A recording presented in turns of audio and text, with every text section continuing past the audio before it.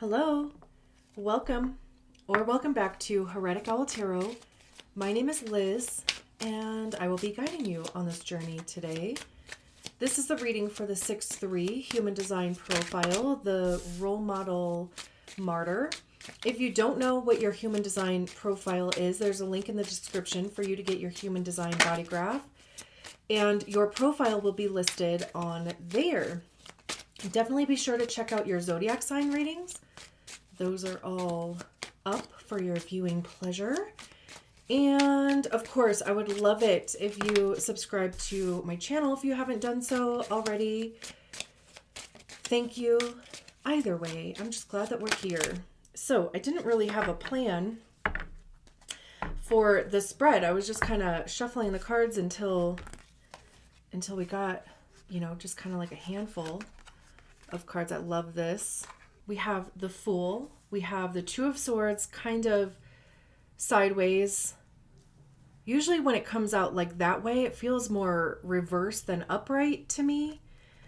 And then the Ace of Pentacles, Knight of Pentacles, Eight of Wands. And then the Empress at the bottom of the deck. If you can see all that. I kind of have the bottom of the deck over here. Justice. Seven of Pentacles. Okay. Ace of Cups. The Devil. This kind of feels like either, like at first what was coming through for me is like this cycle of like starting over. Like kind of constant starting over. Maybe even too, like I kept hearing false starts too. Like you'd get going and then it would like immediately stop, or things would just get confusing. And the reason why I'm saying that is, the Fool is a leap of faith. It's brand new. It's trusting the process, surrendering. It's truly making a decision to head in a direction, even if you can't see the light at the end of the tunnel, or you can't intuit how it's going to end or how it's going to go, right? But it's like, you know what? It's the only way. Like, it's the only option that's left, kind of thing. Not to sound dramatic, but because truly, like, if you have tried a bunch of other things, or if like you thought you were taking a leap of faith, but really you weren't, but you had yourself convinced of that. I mean, I totally understand that. Then yeah, it would be kind of putting you right back at zero, literally. And the Two of Swords is indecision. We can see the Two of Swords here, like they're holding two different masks. It is about indecision. Maybe, presenting yourself a certain way and then acting or thinking a different way. Day in and day out, we present different aspects of ourselves to the world and even those closest to us. Each of us wears so many masks that sometimes we're in danger of forgetting our own true nature. The woman has no facial features. She has yet to choose which parts of herself she will reveal to the world. The Two of Swords card draws attention to a tense situation, one in which you are unable or simply don't want to make a decision. You are at a stalemate, an impasse of the mind. So I ask you, which aspect of yourself is creating this impasse at this time? A choice needs to be made, and hiding behind any mask will prolong the discomfort. Sometimes no action is an action, and avoiding the truth only delays the inevitable. Is there a situation you're unwilling to accept? Maybe we should try to first distinguish the clear features that we have, the ones that have always been there in order to help us choose. It really does kind of feel disempowering, like giving your power away. And I'm also reminded of The Matrix. I don't know if the White Rabbit says it in the first Matrix, but the latest, what is it? Like like the newest one that was in 2022 or 23. Anyway, the White Rabbit says, choice is just an illusion. You already know what you want to do. That's this card. Choice is an illusion. You already know that you're ready for a new beginning. You already know you are ready to take the leap. But it is like, the things that tend to prevent us from doing that is, of course, fear or anxiety. It could also be other people's expectations and their opinions, not wanting to disappoint, not wanting to fail, not right. Like, so it just kind of like puts us in this cycle, like I said, of like, false starts. It's kind of like one of those things of like, you can't just dip your toe in. Like you really do need to go for it, commit, dive in, not just test the waters with your big toe, right? Like, the fastest way to get used to the water temperature is just getting in it, right? And also, not to mention, like, that is the thing that it's not necessarily scary, to jump in or like dive into a pool, like just using that analogy or metaphor, whichever one it is. But it's like the anticipation of the, the potential cold, just kind of like shocking you a little bit, right? And then kind of being in literally submerged in it until your body adjusts. Like that's this whole thing, right? Like, so if you walk in like one step at a time, you're only prolonging your own suffering. I mean, again, not to like be dramatic, but walking in one step at a time, it like again, it prolongs the whole process. You put your feet in, then you have to wait for your feet to get used to it, and then you go up to your ankles or your shins, and you have to wait for your ankles and shins to get used to it, and then you go maybe up to your knees, and then maybe your thighs, and then maybe your hips, right? Like this whole process when you could have just jumped in and your whole body could have adjusted at the same time.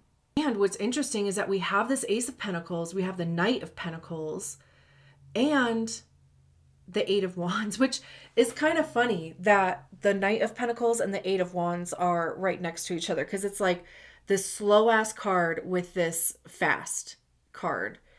The Ace of Pentacles is a new opportunity, new gift, new. Anything that has to do with money, how you make your money, how you invest your money. Also, your time. Where do you spend your time? How do you invest your time? Your physical body, your health, literally anything that we place worth and value on, anything tangible that we can touch, and anything monetary. And there's this big ass tree that's growing from this one seed here. So, whatever is happening over here with the Fool and the Two of Swords, this is on the other side of it. This major potential for growth over here. The Knight of Pentacles is on this journey, like the Page of Pentacles found this key. The Knight of Pentacles is on the journey to give that key to the Queen of Pentacles, who knows where that key or knows what that key unlocks. And then the King of Pentacles wielding, its power. And the Knight of Pentacles is the slowest moving knight. So even for a tree to grow this big, this abundant, right, it does take time.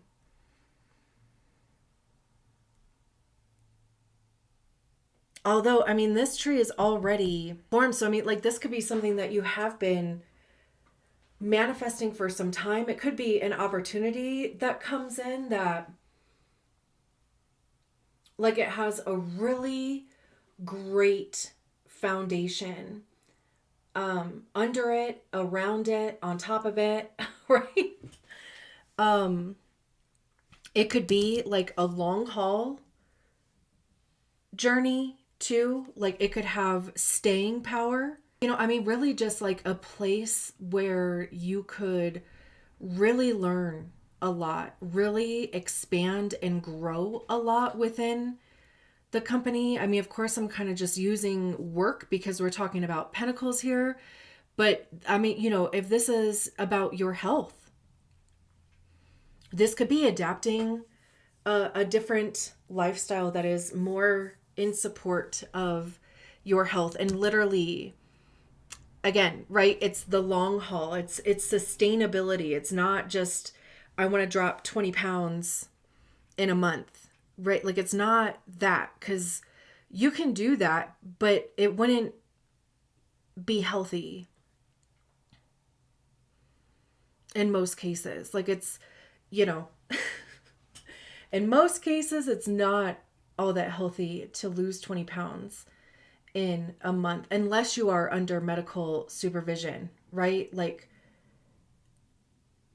because that would be a major shock to your system, I feel. Anyway, I feel like I'm kind of going down a rabbit hole with that. But you know what I mean, right? Like I'm just saying, like it's not so much, what you can do. And since I'm using that analogy in a month, it's more so, okay, I know like if I start implementing these changes, if I start adding activity, if I start adding more whole foods, like, right, if I start adding these things into my life over a period of time, it will show the results, right? Like that type of thing with the Knight of Pentacles. And like I said, with the Eight of Wands, it is fast moving. Like, we can see these geese migrating. I really kind of feel like this is like just a card of like getting going. It's like lighting that fire under your ass. Like it's like one of those things of like just like start now type of thing, and see how far you end up getting. Not focusing on the pace of something, but just focusing on the actions that you're taking, the steps that the direction that you're heading into. We have the Empress at the bottom of the deck, the Justice card, Seven of Pentacles. The Empress is a divine feminine. Not to mention it's Venus, and we have Libra here, which is ruled by Venus. So that's interesting. Venus is retrograde right now in Aries. It's going back into Pisces. So this could all be something that's just kind of like developing and gelling between, obviously, now that we're doing this reading, and I think April 12th is when it goes direct. But the Empress is literally giving birth to a creation. Like they're pregnant, which, it doesn't have to be biological reproduction. It certainly can be if you're looking to expand your family. This would be a good omen for that. If you don't want to do that, just, be a little bit more careful over the next little while. But pregnancy in tarot means literally, giving birth to a creation. This is a divine feminine too. So, the divine feminine is the creator of life. What do you want to give birth to? What do you want to give life to? In your life, in your relationships, in your job, in your day-to-day, whatever. Also, again, with it being the divine feminine, it is intuition, it's nurturing, it's receiving too, because the Empress, she is not going to chase. What is for her is going to come to her, and she is going to receive it. The Justice card is the scales balancing, fairness, getting exactly what you deserve. But also, like, it's because you put in the work, You put in the dedication and commitment. That's also the Knight of Pentacles. You made this decision over here with the Fool card. This is like reaping what you have sown, which is exactly what the Seven of Pentacles talks about too. It's literally focusing your attention on a thing in order to actualize it, in order to bring this creation into the physical realm. Not to mention, like, she's also putting buns in an oven. So again, just putting it out there. Like, and I don't usually go, like, I don't usually go in the realm of like reproduction. But I mean, I'm just going to put it out there.